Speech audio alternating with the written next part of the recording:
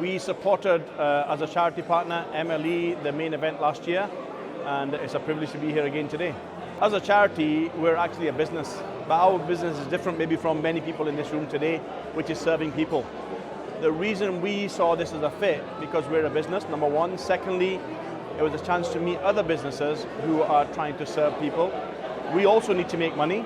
They need to make money. How can we not only make more money together, but actually serve people better? And that's the main objective, is how can we as Muslim businesses come together and actually service the community, the ummah, the needy, wherever they might be across the world. But today's slightly blown me away. Not only is it really well organized, the professional outfit, the venue, the lunch, the stalls, but more importantly, not only the fact there's 150 people here, but the caliber of the people.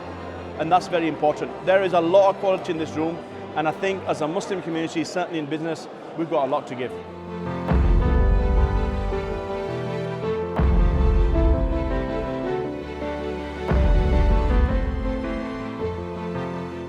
A couple of various reasons why MLE Connect was appealing to us, but mostly because it gave us a chance to learn more about the Muslim lifestyle market.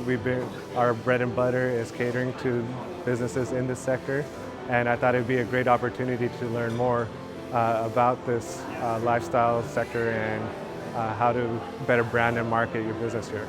Yeah, it's very relevant to Muslims today, especially Muslim business owners who are looking to grow their businesses. It's a great opportunity for them to network with fellow Muslims and people in the industry, as well as learn how to better brand and market their business to their consumer.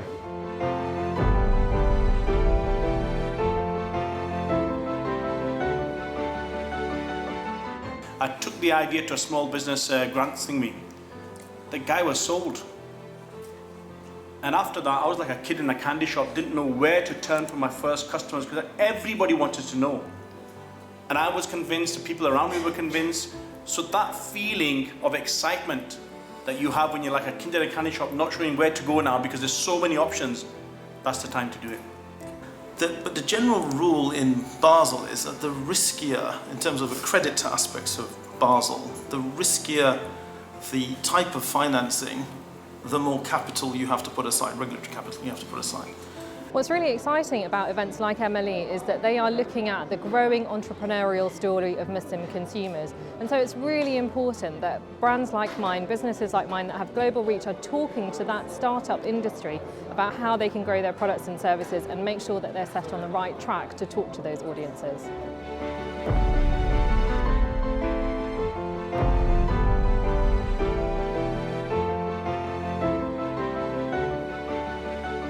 We have many other madrasas out there, and when I first started, I started with the vision that it's going to be unique and it's going to have these characteristics that's going to make us stand out from any other madrasas that are out there. And for us to be able to do that, we need to invest in good teachers, we need to invest in good locations. Well, I was asked to speak at the event 3 months ago, which I hesitated in all respect. The Muslim sector of the market was never my target audience, but after a few phone calls with yourself and your team, I looked into it and I realised, hang on, it's something that I ought to do for the community. So I got involved. But in the last 3 months, as I've sort of looked deeper and deeper into it, I began to realise the potential that there is for the Muslim lifestyle events in UK and around the world. The market is still in its infancy. The potential for anybody who now wants to harness the market itself is phenomenal.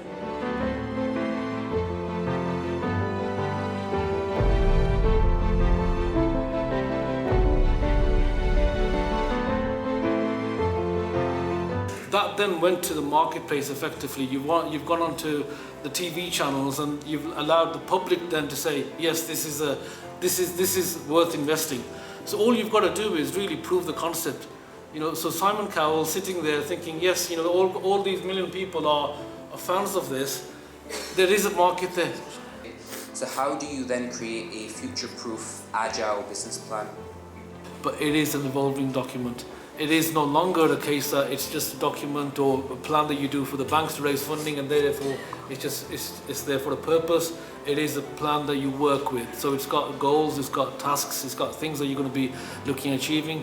What we saw missing from the market, that although there were companies in that space, what was missing was the premium aspect. So why is it when you go to a conventional, mainstream, Western type shop, the packaging, the presentation, the quality, the imagery, the customer experience? So in answer to your question, what we tried to achieve was to bring all of these elements that were missing, but bring it to the Muslim consumer. And in reality, it's all about brain power. It's all about putting in the effort mentally.